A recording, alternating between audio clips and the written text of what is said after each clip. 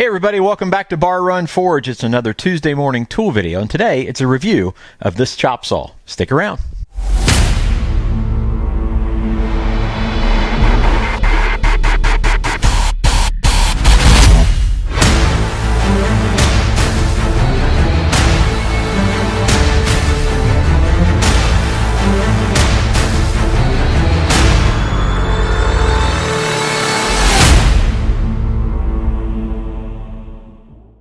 So we decided to pick up this chop saw. It's a 14-inch chop saw, abrasive chop saw.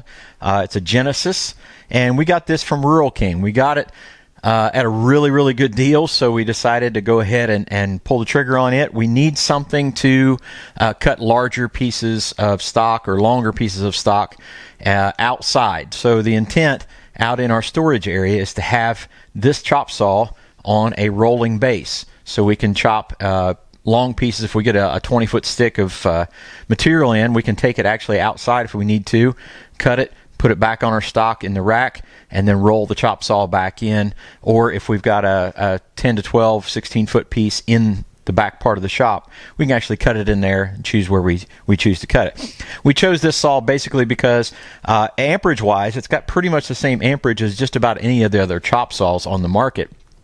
And the price was phenomenal. It was a fantastic price and has pretty much all the features that we want on a chop saw. It is a 15 amp saw at 2800 RPMs. Again, it's a 1-inch arbor like most. It's a 14-inch saw. We can choose to even get the cold cut blades for it if we need to, but we're just going to go with the abrasive as it is. So what we're going to do is we're going to open it up.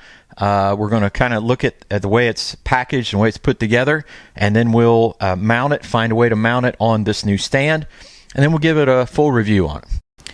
Let's talk first impressions. And I just was thinking about this. One of the first things I look at when I look at a piece of equipment like this actually is the cord. A lot of failures in power tools do come with the cord. And as I'm looking at it, I mean, lengthwise, that's an appropriate length of cord. I always would love to have a longer cord. Nobody's really going to fuss about that. The connections look pretty good. Everything in here looks pretty standard, looks pretty decent. We move on to the rest of it. There's a good chunk of this that's metal, and I like that. The guard is metal. The handle is kind of a comfortable plastic. The base is a thinner metal, we'll say, but it's pretty much what you would get on most of the standard chop saws that you would get in any of the big box stores or any of the tool stores. But there's good sized cast pieces. Everything else that's metal that should be metal is metal. The tool that comes with it is pretty standard.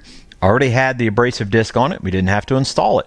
So that's, it's kind of another plus that you don't have to mess with that. All right, moving on to the cutting area. If I have one down thing to say about this, it will be this back plate. It is substantial enough, but I really would like to see it a little bit bigger. It is available to be moved back to a different notch if you're cutting bigger stock. So that's a positive thing. It's got 2 more spots to put it on. It does have the setup for cutting at different angles up to 45 degrees. So that's a very positive thing. This is one of the things I like about chop saws that have this is the quick adjust. So you can bring it into your piece and then lock this piece down and it will screw down tight. So if you're going in there and it screws down tight, you release a little bit of pressure, pull that up, and it slides back. So I really like that on many saws, and this one has it as well. Again, this could be maybe a little bit heavier. That's just to my taste, but all in all, I'm pretty pleased with it. The challenge we have in this, with many others, is how to mount it or where to put it. And we're going to put it on the stand, but we've got to take a little bit different approach to make that happen. While building the stand, I wanted to hold off on how to mount it. First of all, I thought about maybe a full plate across the top, maybe another strap going across here. But until I got the machine out, I really didn't know exactly how we were going to mount it. Because it doesn't have mounting holes, it's going to be really difficult. But I think we have a plan. What we're probably going to do is create a channel or angle on either side so we can just set the saw down in there, and we don't have to worry about it from there.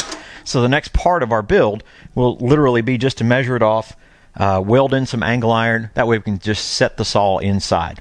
While we're measuring and cutting and preparing that last section to set the saw in, here's some footage of the actual construction of this stand. Now, we recently bought a chop saw, and we just wanted to have a stand for it to be able to work on quite easily. We're going to put that out in the storage area where the coal and the rest of the steel is, and we want to be able to put it on wheels so we can roll it around. And so we got 4 of these pretty good sized casters we're going to put on the bottom of it. I've already got all our steel mapped out here. Each of these pieces is somewhere around 32 inches long. If we add the 6-inch casters total on the casters and the extra 3 inches for the 1.5-inch tube steel, that puts us around 40 to 41 inches long, high, which is just about right when I actually got to looking at it. So we're going to lay this all out, and I'll show this all to you here in just a little bit. We've got a tube system, so we can slide a support in and out. And I've already got one of the frames done. We've got all the pieces cut out, and already got one of the frames framed up and welded. We'll put the casters on the bottom of that, and then we'll put posts on each corner, put the top on that. This is 1.5-inch tubing, pretty simple tubing, and we've got everything marked off. So that one's top left. We'll be able to put the square together for that. Out of that tubing, we got our braces that we'll be able to put for gussets on each corner. So really, it's nothing more than to get to it and get it welded up.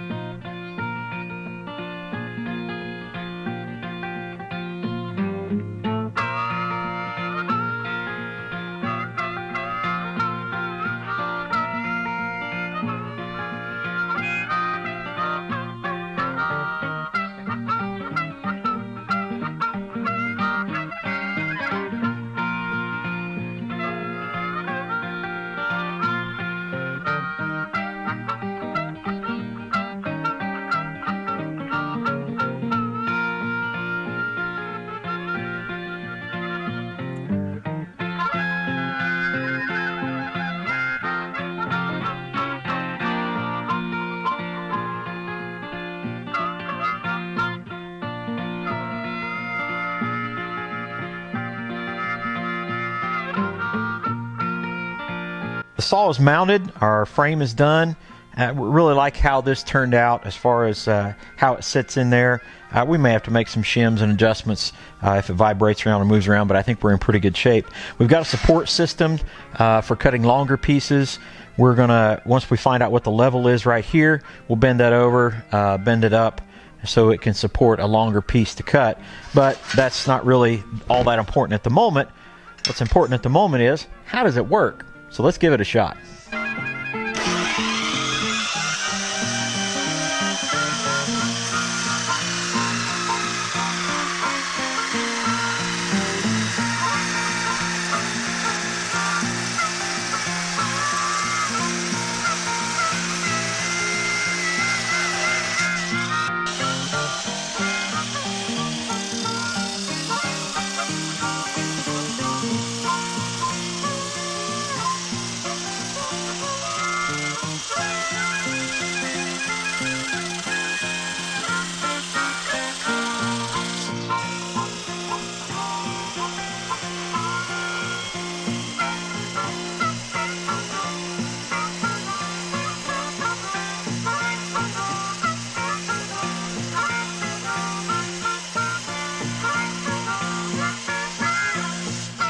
Overall impression of the saw, I think it's going to do exactly what we intend for it to do. Again, you know, it's got the very similar setup, RPMs, as far as horsepower.